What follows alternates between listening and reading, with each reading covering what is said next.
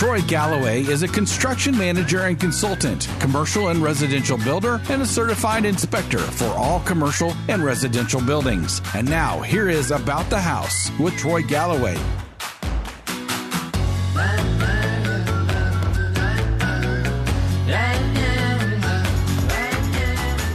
Hello, folks. Welcome back to About the House. So tickled to be back here with you folks, and this is your audio university of knowledge on everything about your home, from construction, remodeling, home improvement, building, everything home building related. You also have a forever library with our podcast and our YouTube shows that on each subject we aired.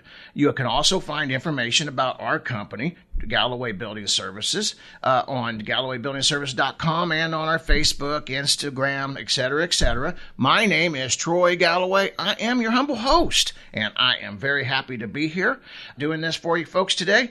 Just like this show, we are a one-of-a-kind construction inspection company. We also help people with construction consulting. If you have any questions, if your job's being done right or not. We also do new construction inspections. So while the job is being, when you're going through the process, before they cover it all up, you want to make sure it's been done right, because once it's covered, you never know until you got problems. So we take care of that. We also do commercial and residential inspections. So if you're you're buying a commercial building or your home, and you want to make sure that you know what you're buying, you make sure it's not a money pit, you give us a call.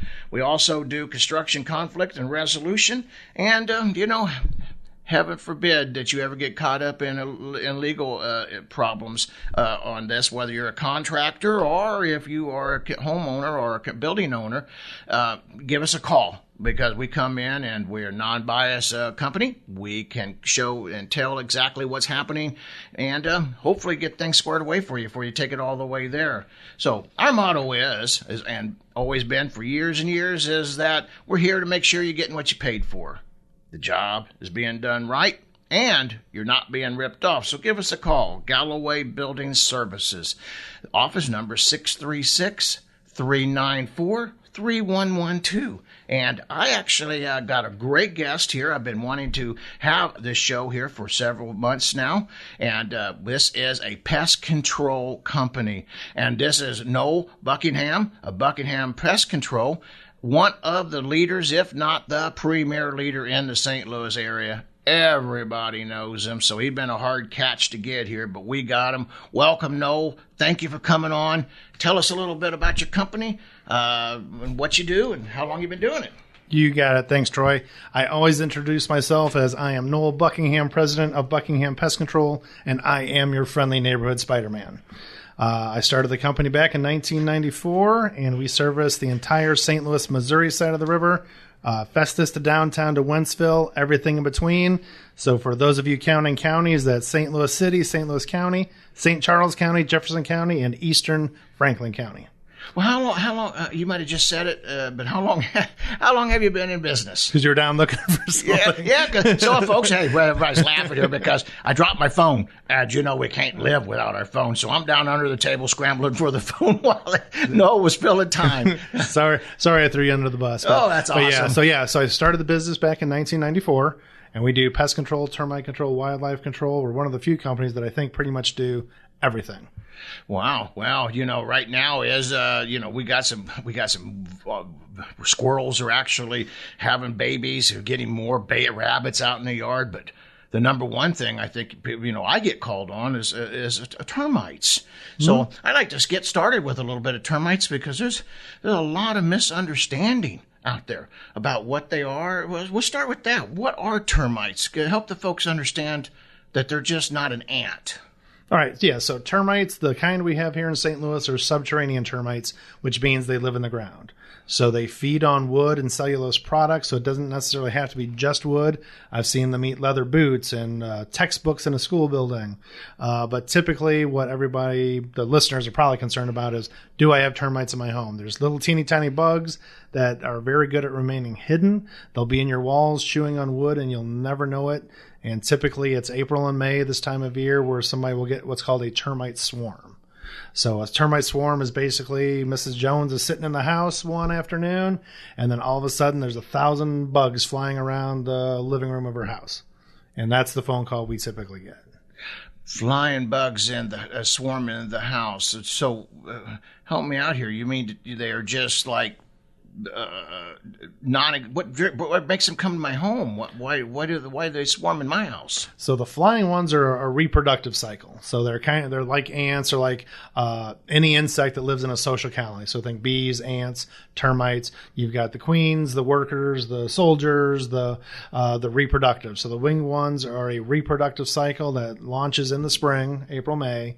And like I said, they have no clue they're in somebody's house. They think they're in the woods somewhere, and they're just flying off to go pair up male, female, find a tree, a log, a stone to crawl under. They go into the ground, and they start the new termite colony. So is there like a magnet, or is there something that we're doing that would attract them? Building our houses in the middle of their territory. Yeah. And I've seen, at least I've been told that their termites have been like a nest out in the yard before they come into the house. Is there anything to that, or is that just another one of them wise tales? No, it's true. It's go back 50 years, 100 years before the house was there. It was a forest, or it was a field, or whatever. There are up to, depends on area. In our area, it's 4 termite colonies per acre. So the termite colonies were already there. We dig out a foundation right in the middle of their neighborhood, stick a foundation there, build a house into it, and eventually they find their way into the house. So what about the old landfills? Well, I've always been told that in Maryland Heights, sitting on a lot of that is landfill area. Does landfills attract them if you built on an old landfill? Or have you ever heard of that? I mean, we hear so many wise tales. That's why I'm asking. Yeah, I've never heard that, but just... it would, I don't know, common sense is the right word. Common sense would dictate that eventually, no matter what's there now, termites will move back into the area. So I've never heard a landfill specifically, but you're in St. Louis, you're in Missouri, any place is game for termites. Now, my uncle, of course, he's long retired, and he's from another state. But there was some sort of termite that other than the subterranean termites. Is the subterranean, and I don't know what it was, but he got caught on it because he didn't even know what it was as it migrated up from Texas. Lord only knows what all migrates up from Texas. But is there any other type of termites that we should be that's out there? Oh, yeah. Nothing we need to worry about in Missouri, but probably the biggest one in the United States is the Formosan termite found down south, which may be the one you're referring to. They are subterranean also, but they are heavy-duty termites. I've heard they'll go through concrete, and they can tear a house down very, very, very quickly compared to what we have up here. We primarily have the, what's it called? Something virginicus, whatever. I can't remember the Latin name, but it's the eastern subterranean termite. So they can do damage, but it doesn't happen quickly. In other areas of the country, there's drywood termites, dampwood termites. There's arboreal termites that will actually be above ground. They can be in your roof line. That's where everybody's kind of seen oh my gosh, we have to pay $10,000 to put this big giant tent around a house. And yeah, that's California, that's Florida, that's in different areas with different species of termites. Well, that's good that we don't have that. We got enough worries with bugs and such here. I'd be a gazillionaire. Oh, yeah. Yeah. So I want to stay on termites for a little bit because that is one of the top subjects here in Missouri here. But now, is there something that we as a consumer be looking for, or is it just an automatic call you to inspect? Or is there any telltale signs that, hey, we're in trouble? Yeah, the termite swarm is just the most in your face. That gets the phone ringing. But prior to that, if you have access behind your front porch and in your garage, if you look at the band board and the sill plate behind the front porch, move the insulation, they'll leave what's called mud tubing. And if you Google it, you can see a picture of mud tubing. But that's one way that you can proactively be on top of it. Just check that once or twice a year. Check the perimeter of the garage every year. They can't go through the garage slab itself, but that expansion crack where the slab meets the footing or the foundation, whatever it would be called, they can come up right there. That's the second most common place people get termites. What about up in the attic? Because I know on your termite reports it says it brings up attic. So, I mean, do they get up in the attic or do they just go straight to the attic? Or how's that work? It is extremely rare to find in St. Louis with the subterranean termites that we have. It's extremely rare. they would have to start at ground level, go up through the plate and the studs, and go up through the wall to get up to an attic. So I always tell people it's like going to the grocery store. I love to go to Schnucks, but I'm not going to drive to Iowa to go to Schnucks. I'm going to go to the grocery store closest to my house. That makes good sense, too. Now, we had found in construction, we did find up in Spanish Lake, and I guess that's one of the hot areas, too, for termites, but where they come up this front porch up through the cedar, I don't know, I'm going to ask you about cedar being, or what types of wood's good for termites or bad for termites, but they literally come up the porch, got up in the attic, and then literally was on the other side of the house, and when we was demoing, we got into it, and what a mess. And that's kind of why I preach all the time about getting the house treated, regardless if you see them or not. Right. But now, is cedar a good termite food? Is that something they like? Is that like a T-bone steak to them? No, not generally. I'm sure it's older than I am, but everybody used to have cedar closets, and I'm sure that was something that there is some rational basis that people made cedar closets. You don't see them very often nowadays, and I'm not quite that old to have ever had a cedar closet. They're for moths. Yeah. So, but the very first time I ever had an issue with termites, and this is back in the early 90s before I started my own business, we built a cedar fence, and we actually used some shims off of the cedar to stake out the property line. Took the ex-father-in-law and I a couple of weeks to build it, and when I took all those shims back out of the ground, there were termites hitting on several of them. Oh, so wow. In less than 3 weeks in cedar, there were actually worker termites in the cedar shims in the ground. You know, so we did, and I got documentation of this. It just sounds, because it's so wild, it's hard to believe how fast the termites could eat, or what, there's no signs and then it's gone. Because so out in O'Fallon area, we're not going to get into detail where it was at, but I'm on the board of directors of Quiver River Electric, at least at the moment. And so one of our electrical posts fell over. So they thought it was ours. And so they called us up. We went out to look. No, it wasn't ours. So naturally, you know how you kicked it, with the can on down the road. We called Ameren UE. Well, it wasn't Ameren's, but it was another electrical company that was going through. They had just inspected them poles in 3 months before that. Now, that was like in January. And the pole fell like in March or 1st of April. Literally dropped the electrical pole in these people's backyard. Why didn't they? These are experts. We're supposed to be experts inspecting them poles. Why wouldn't they see them in January? I mean, I have to speculate because I am not familiar with this. But, yeah, the termites here, we don't do anything fast. So it could have been anywhere from a poor inspection, or it could have been, you know, they can only inspect down to the ground level, I assume. I don't know how they do the inspection. But, you know, if all the damage was done 6 inches below the ground and it was completely hollowed out at that point in the timber itself, then maybe. But, yeah, because the inspector wouldn't have been able to, I assume, wouldn't be able to test that. I don't know what their methodology is, but assuming they don't really go down below the ground line, there would have been nothing for them to check, no damage at that point, and go down another few inches and it's completely gone, it would fall over. Yeah, that was pretty wild. I thought, we wondered what the heck is it. Now, my understanding is termites go dormant in the winter? They're cold-blooded, so they'll go deeper in the ground. So they don't really hibernate. Correct. They just go deeper. If it's too cold for them to survive, they just go deeper till they can. Because it's like when we do a termite inspection for a real estate transaction, it's extremely common, you know, December, January, February, parts of November, parts of March. If it's really cold outside, here's some termite tubing, and it's always the real estate agent. Is it active? You know, it doesn't matter in a real estate transaction. Here's evidence of termites. The inspection's for the buyer and to protect the buyer.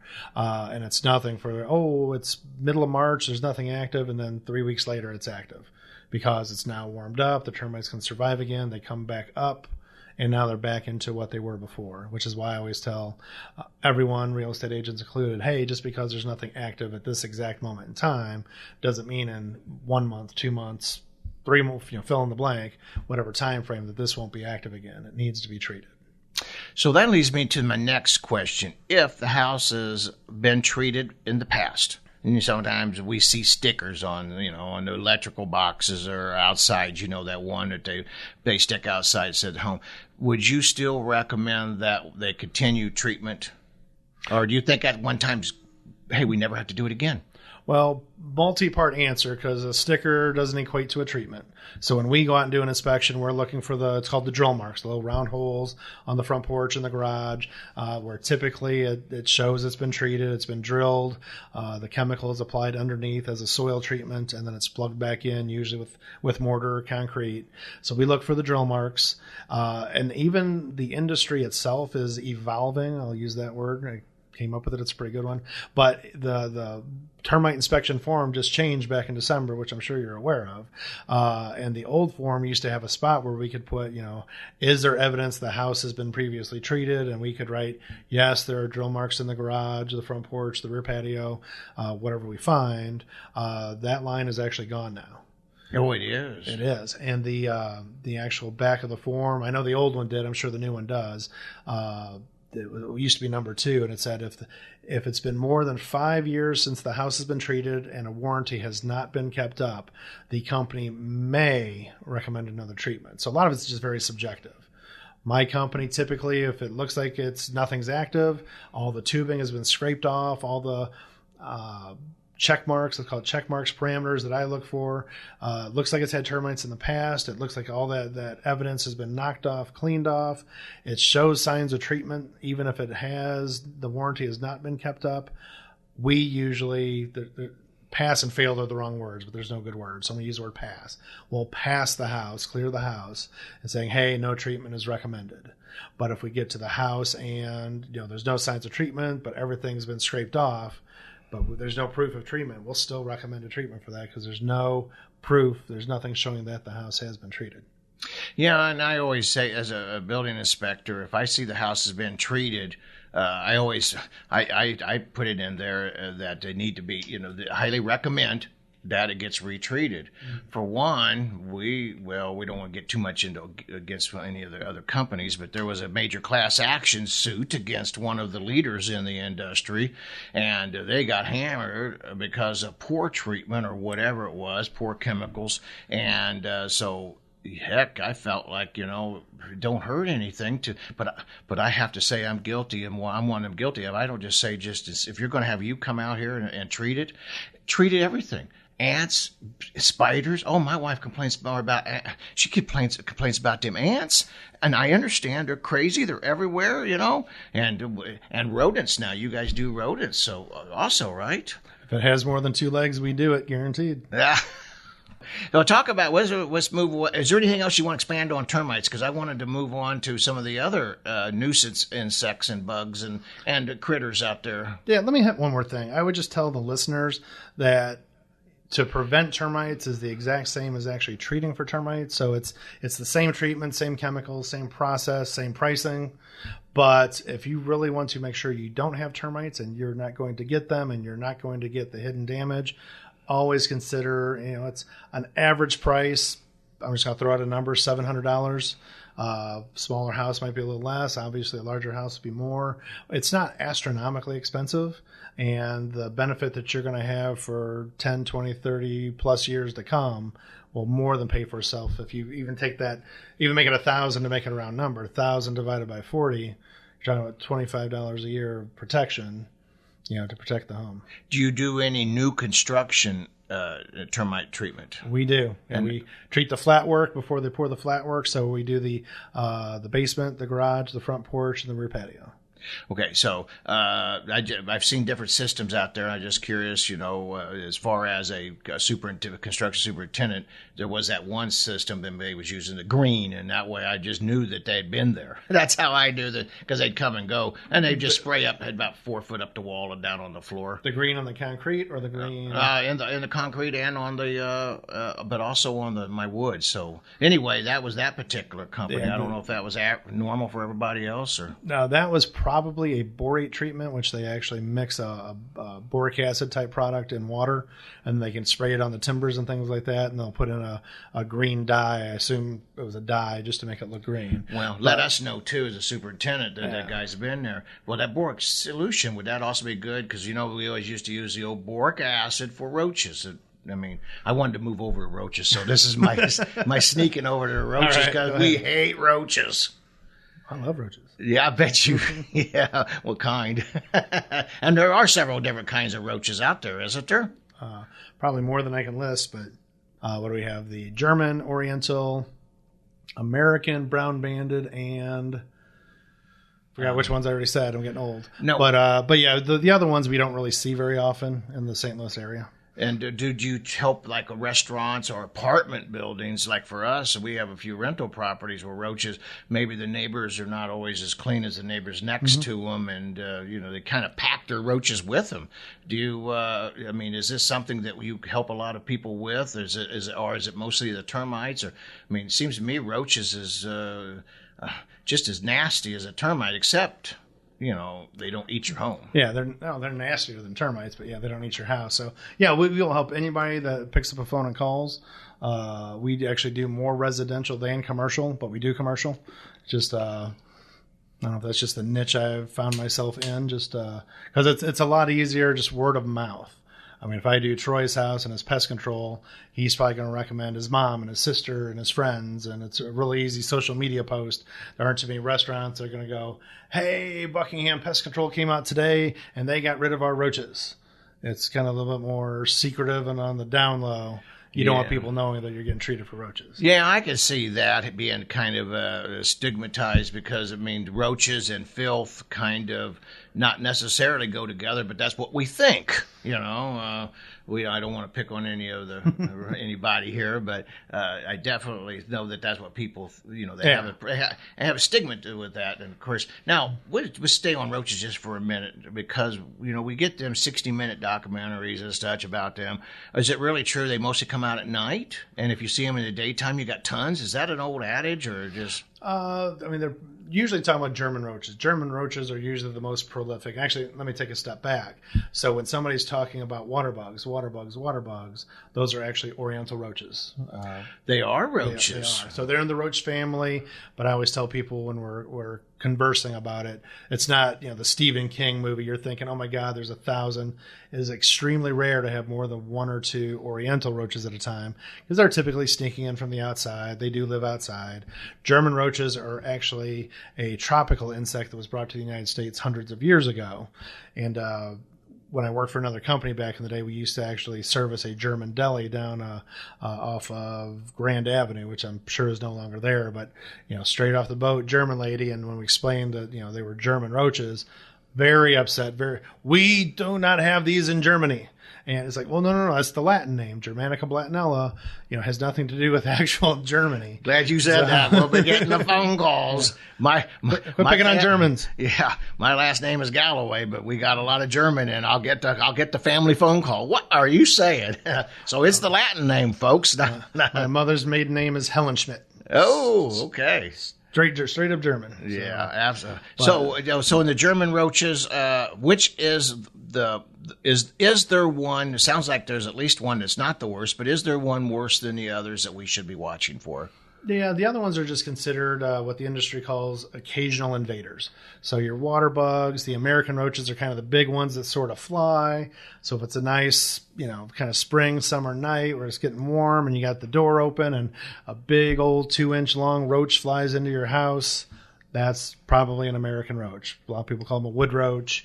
They're nothing to worry about. They freak everybody out when you got a 2-inch pterodactyl flying through your house and it's in somebody's hair. It's a problem. But from the long-term infestation, reproduction, you'll get one flying in the house and that's it. They don't really reproduce in houses.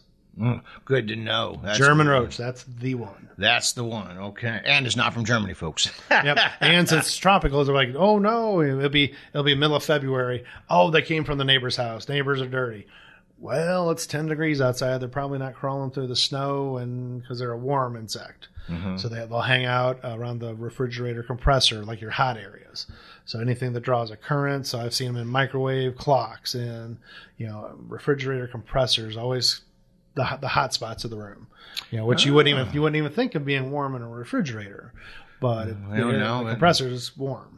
Right, for those who know air conditioning, absolutely. That's a hot spot for sure. So that's something to be watching out for. Do they have any kind of telltale signs without seeing a roach that we should be looking for? Most people probably wouldn't recognize it, but they're Hey, let's talk about feces. How many times you talk about feces on your show? They leave little droppings that kind of look like pepper, sort of. I mean, most people wouldn't recognize it as that, but you're going to walk in to get something in the kitchen at 2:00 in the morning. You're going to see 3 or 4 scatter. You're going to know that you have roaches. I mean, it's fairly obvious. German roaches. So when you get them to go to the bathroom in the morning, just kind of look around, and if you got them, call no. Don't tell your wife, just call no. Yeah, that's right. Hide it from the wife as long as you can. Just give us a call. Yeah. Oh, so roaches is always that's one of the items that I know we see a lot of or hear of more. Now, ants. I hit on ants a little bit ago, and tell us more about ant problems and what. Honestly, we get on. You know how Facebook and these places are. They got every cure in the world, but they never seem to work. And they just seem to make a mess. What can we do for ants? What can you do to help us keep them ants out of them house? Yeah, ants are the number one pest problem around the country. They're the hardest thing to get rid of once they're in the house, and that's even for a professional. So every treatment, every remedy, cure, whatever you want to call it, for ants is slow acting. In order to be effective on ant control, you need to actually control the colony. Remember, we were talking about termites. We were talking about the queens and the workers, and they live in a colony system. So imagine that your ant colony is behind your dishwasher. You've got this little tiny leak that you don't even know about, and you got worker ants coming up by the tens or the hundreds, whatever, coming up under your counter. It's driving you crazy. You spray it with some over-the-counter stuff, but now they're on a different counter. It moves them around because you're never killing the queen. So the goal is you have to kill the queen. So everything that we're going to use is it's called a slow-acting, non-repellent chemical, which I always tell people, which in English means they don't know it's there. So if you've been spraying, stop. The technicians are trained to tell everybody, hey, I've sprayed this. Do not spray anything else over this. You'd be shocked. People still do it. I can't live with ants on my counter. Okay, but everything that you just did counteracted what we just did. So you do have to be patient, wipe them up, but the ants will actually pick up the chemical on their body, take it back down into the wall, back behind that dishwasher, and kill the entire ant colony off. It's a little bit slower process, but it's more thorough in the end. And the next question, how do we prevent the ants? Nothing beats spraying your house on the outside quarterly. Everybody's worried about now, especially inside the house. We sent out a mass email to all of our customers when the coronavirus thing hit and said, hey, if you want us to even have a prayer on stopping these from the outside, you have to do it before it gets warm and before, the bugs are out. Once they're in your house, it's too late. We're coming in.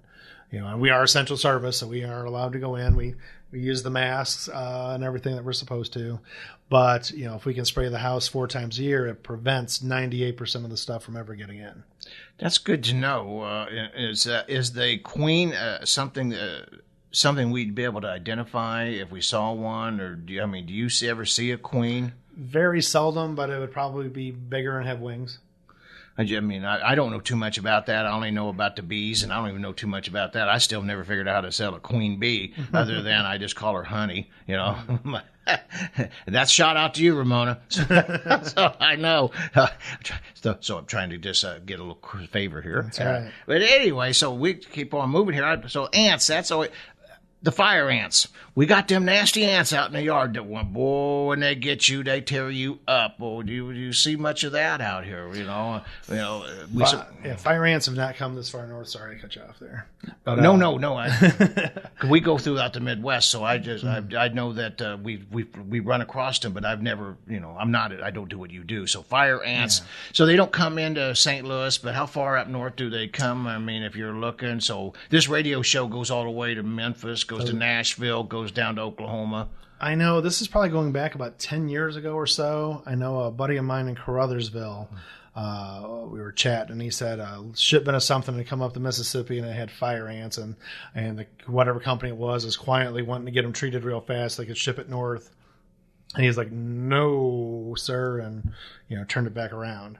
No, we saw last week I was doing an inspection, and we saw the itty bitty. I know it's not fair to do this to you, but itty bitty little like mites, but they look like spiders. Do you have any idea? Because these folks are going to be listening to the show because I told them I'm having you on. So that's right. And they're buying their house, so they can't get you over there yet, but they want to get treated. So is that a mite or what is that I thought maybe it was maybe a fire type ant. I don't know. Well, I just want you to know that this is the description that we get most often on a day. It was this brown bug and it's small. Yeah. So yeah. But yeah, I mean, what color was it? Was it red? Red. They are probably, I'm assuming, clover mites. Very tiny, reddish, and they are mites. It's a common pest in the spring. And so you could treat them too. Yeah, and we're honest with everybody. We try to set up everybody with a realistic expectation. So if any of the listeners ever call in and talk to us, we don't do contracts. That's number one. I still service my first commercial customer from 1994. I've built my company around just excellent customer service and providing great pest control. I know that you have a fabulous reputation, and we've heard about you for a long time, and just I see so much damage out there. That's kind, you've got a good name out there. So that's why we're tickled to have you on. So we're going to kind of keep moving here because of the time. But let's move to bees, wasps, hornets. And because we're going to jump from fire ants to right to ground bees or them fire bees or whatever them things called. I know they're called hornets. I don't know what they are, but I know they're mean. They will attack you and they will chase you and they will kick your butt. So you're talking about yellow jackets. Yeah, the ones on the ground. Yep. When you're mowing the yard or out there in the hayfield or something, do you guys treat for that? We do, and it's actually a very simple process. I know a lot of companies try to make it this big, gigantic thing. We on most jobs we charge $100. We come out, we have to know exactly where the hole is. It's a particular chemical, and it's a direct hit. So we can't just, hey, they're flying around in here somewhere and just spray, 20 square feet or whatever. If we know exactly where the hole is, we spray a couple of ounces down. It's one of the very few times I ever get stung. I got stung on a job a couple years ago a couple times because they hurt and they're aggressive. But yeah, just shoot it down the hole and tell the customer to keep the pets and the kids away for a couple days.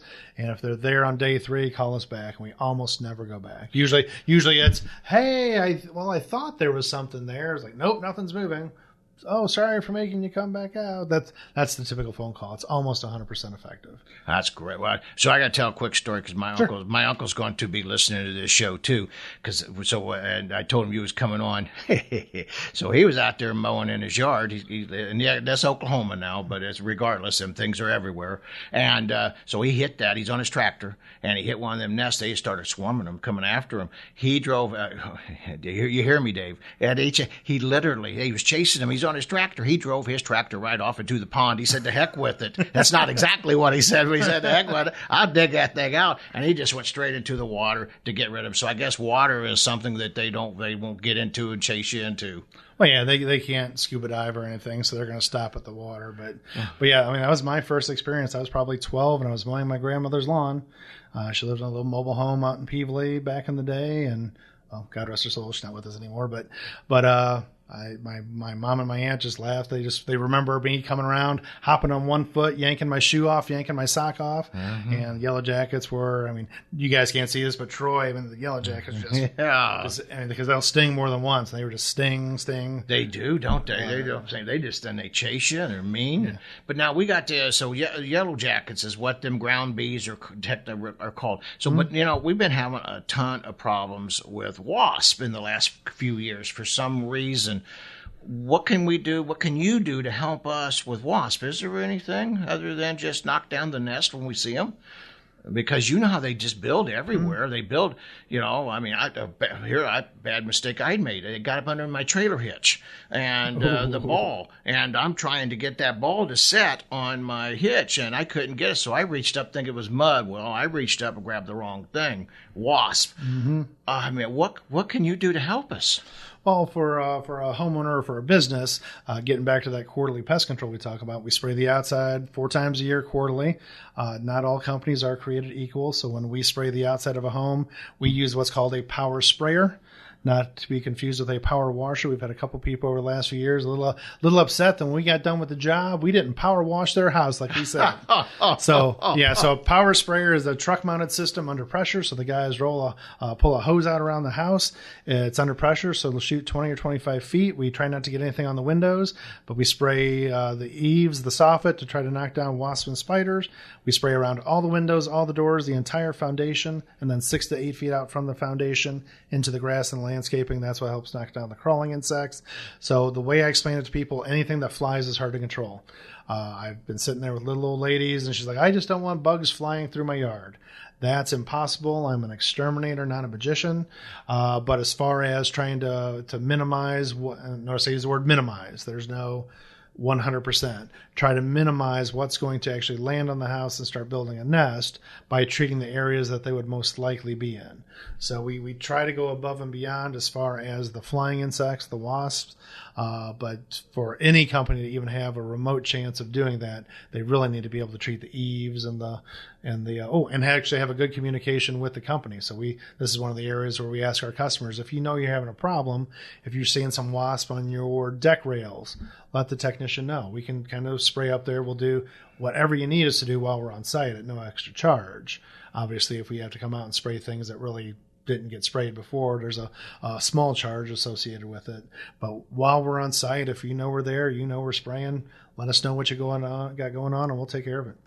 That's good to know, because that's now mud daubers. Then we'll move off the stingers. We have a lot of problems with mud daubers, but they seem to be but I never hardly ever get bit, so I can't stung. So I don't know. They land on me, walk around. I don't know. Maybe it's something good. And I really do laugh. I think it's something to give me in the Marine Corps. When I went to Vietnam, that they just. But I don't know if that's really true, or they just don't want that old dirty old blood. But mud daubers, they don't seem to be very aggressive and mean, are they? Or is it just me lucky? Not that I've ever heard. I think a lot of insects, a lot of stinging insects, I mean, you can really mess with them. Like carpenter bees won't do anything. But you get one in your hand, shake it up, lean on it, try to smush it with your hands. You might find yourself in a little surprise. But a carpenter bee really won't do anything unless you, I'm not even going to say provoke it. We've all been out there with a tennis racket trying to get a carpenter bee. But, unless you really grab it and manhandle it and you're using your hands or your skin and, forcing it to sting you, you're probably not going to get stung. But we're going to have you come back and just hit some of these specifically and do a whole show on some of the specifics. Anytime. But there's just so much out there. But now you mentioned carpenter bees, and I really wish I had stayed on that with the termites, because I know that they're wood-eating insects. What should folks be looking for, and what types of wood do they like best? Is there a certain wood they like best? Do they like treated wood, for instance? They prefer untreated, more unpainted, because even if you use treated lumber, and you probably have more of an expert than I am, over the years the quote-unquote treatment will degrade and it's not going to be as effective. Even if the minute it was put on it works great, 10 years from now it might not be quote-unquote treated. But, if you paint your wood, that's a good deterrent. It's, not 100% effective, but a deterrent at least. It's typically the underside of decks, underside of fill in the blank, whatever wood. It's the untreated side, the unpainted side. It's the area that they can get into. And usually it's almost like a termite swarm. Hey, what's the most obvious in your face? It's the 20 big gigantic bees that dive bomb you on your deck. And, those are carpenter bees most likely. Now, what are folks looking for? Say if they don't see the bee, we had termites had the tube shelter, mud shelters. But what are they looking for the folks for carpenter bees? Sawdust would be the next thing. Like I said, it's almost always, you almost always see them. They are so in your face, they dive bomb. They literally dive bomb you. They're aggressive then, away, but not biters or stingers, but they're it's almost like Japanese Zeros. They're coming in for the dive, but they're not going to do anything. But sawdust will have apartment complexes. Hey, the tenants are reporting they're seeing a lot of sawdust blowing around. So when they go up into the wood tunnel, they do pull out sawdust. Which is another good one, just for general knowledge for the listeners. Termites do not leave sawdust. So when somebody calls up and says, we think we've got termites, there's sawdust. I eliminate termites immediately because termites don't leave sawdust. Something that I, as a country boy, burning firewood, I have encountered that we've actually, and I don't think a lot of these city folks realize that we actually packed them termites right into our house.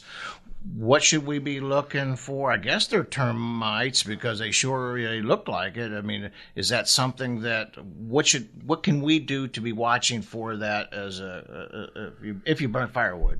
I mean, the big one is if you're just bringing it in kind of every day, burning it, it's probably a whole bunch of nothing. Probably the larger, more obvious one over time would be, hey, this wood pile is next to the house with no way for an inspector or anybody to look behind it. And we've treated many homes over the years where common ones are, real estate transaction where mom and dad have passed away and the kids are taking over the house that hasn't really been touched in 20 years. And they move the wood pile and there's termites entering in 10 different areas behind the wood pile into the garage or whatever. Leave a foot of space behind the wood pile so anybody can look, anybody can see, it doesn't give them quick, easy access into the structure. That's probably number one. And talking about wood up against the house, I tell you what we found is out there is we find varmints, possums, skunks, squirrels behind them wood piles. We even see them possums. I mean, I'm not against possums actually, but they actually get into the house, and find them in the house, and they're pretty scary looking. I know they're kind of barbaric looking, but but tell us a little. We're going to go into some of the varmints if we would. Sure. And so, is a possum something that we should be worried about? Do they damage your home? I mean, if they apparently ate through the wall to get into it, is that something common, or did they find a hole through there and they just? I mean, tell us about that. Yeah, I mean that's going to depend on scenario. So I'm going to back up just a hair. The most common wildlife critter we deal with is actually squirrels. So, they're a nuisance. Yeah, by far and away, a squirrel needs roughly a hole the size of a baseball to get in. Does not have to be perfectly round. It can be kind of lateral. They're number one. But if you get a raccoon or a possum, a little bit harder to deal with. They need a hole roughly the size of a volleyball for them to even get in. Usually the opening is there. They're just taking advantage of it typically. But yeah, call a pro. I mean, they're not hard to deal with, but unless you really know what you're doing with an animal that could bite, with rabies, potentially I'm thinking rabies. When trapped, when it's trapped and cornered, it could get aggressive. Leave it to a pro. It just, we take care of everything up to actually for wildlife control. That is one we only do to a certain height for liability reasons and for just ease of the job, I guess. There are companies that'll take a 40-foot ladder out, do tall stuff. That's not our wheelhouse. We'll do up to about a 25-foot area before we pass it along to someone. We have people we can refer in that situation. Well, how do you do it? Is there like a poison that you use? I mean, I know a lot of people don't want anything bad to happen to them, but they also don't want to live with them. What is it how do you eradicate them kind of varmints from our property? Yeah, if I said we used bait and killed them, we'd have pitchforks and mobs outside. Yeah, I wanted to make sure. So yeah, we do live trap. That is our main.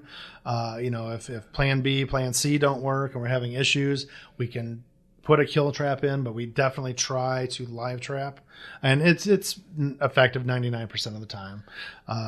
So we'll do everything in a live trap, take it away. What do you do with a skunk? I mean, a live trap with a skunk. I mean, that doesn't sound like that's a very good system. It sounds scary to me. Actually, they have a specific trap made for a skunk. Yeah, you can see something moving in it. You can tell you have something trapped, but typically a skunk will not spray if it can't see its target, if it can't see. Mm-hmm. I had a kind of a feisty one a couple weeks ago, a month ago, whatever, where it kind of sprayed itself inside of the cage and outside my truck. I was like, oh, man.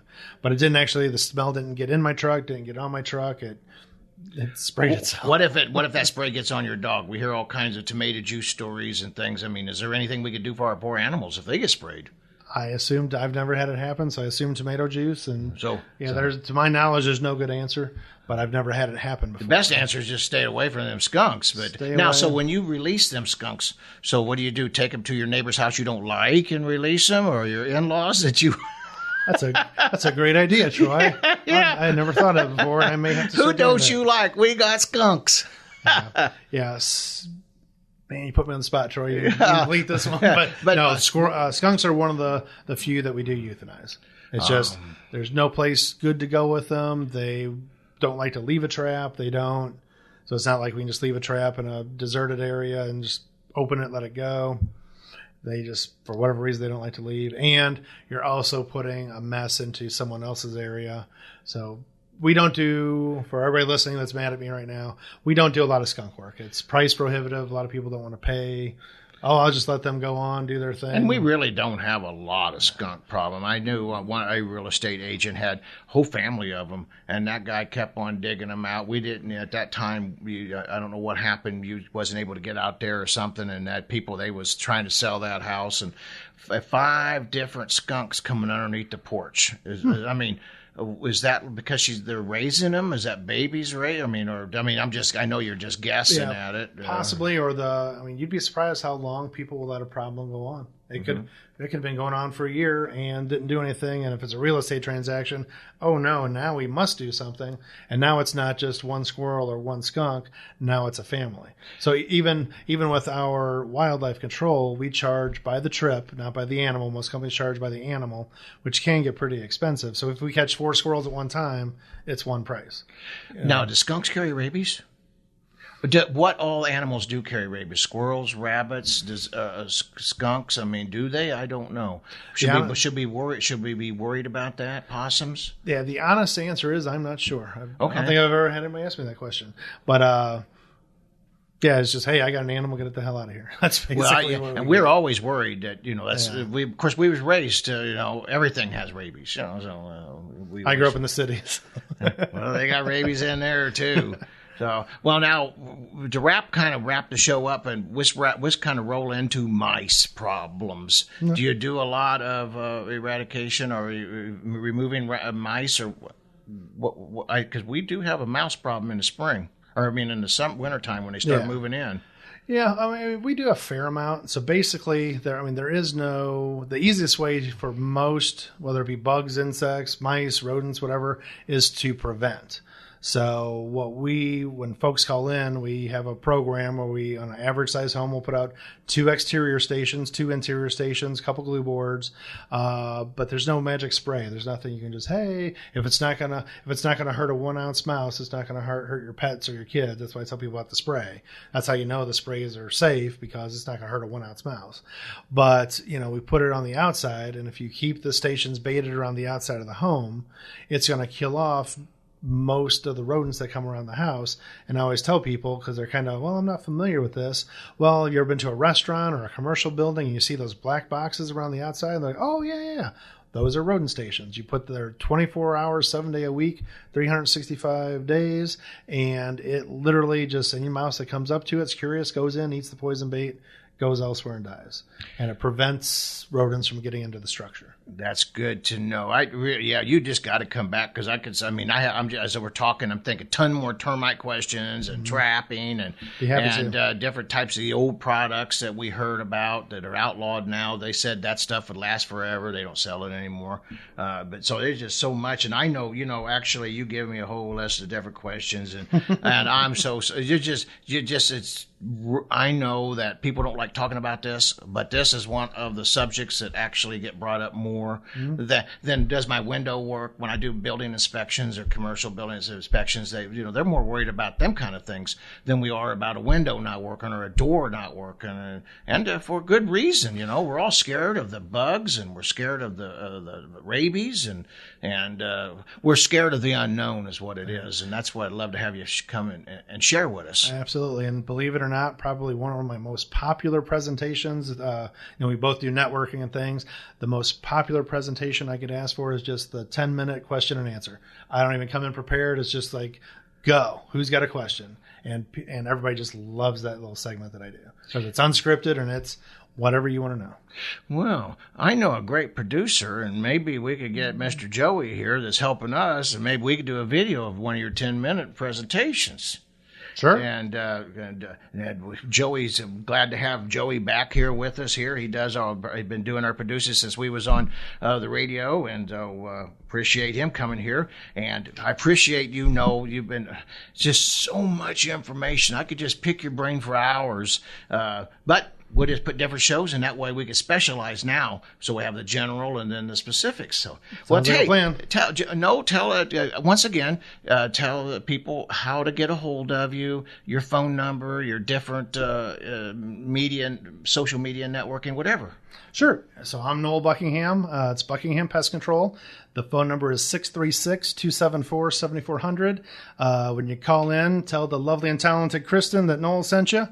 She typically answers most of the phones and is widely knowledgeable in what we do and everything that we do. We're on Facebook, Buckingham Pest Control. I think we're on Twitter. We don't do much with it, but you can find us on all the social media. So your phone number one more time and just a little bit slower.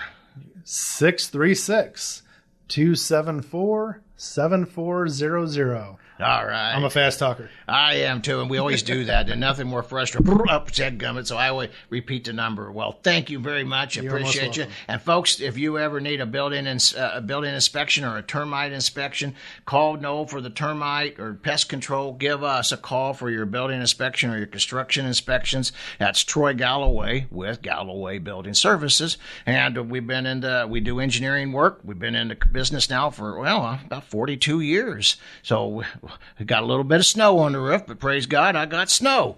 Instead of just being bald, give us a call. Office number is 636-394-3112. That's 636-394-3112. Noel, thank you. And thank you, Joey. Good to see you back. We kind of been on a little bit of a break here with this corona stuff, but the world is coming back, and I'm really tickled. Thanks, folks. Glad to have you.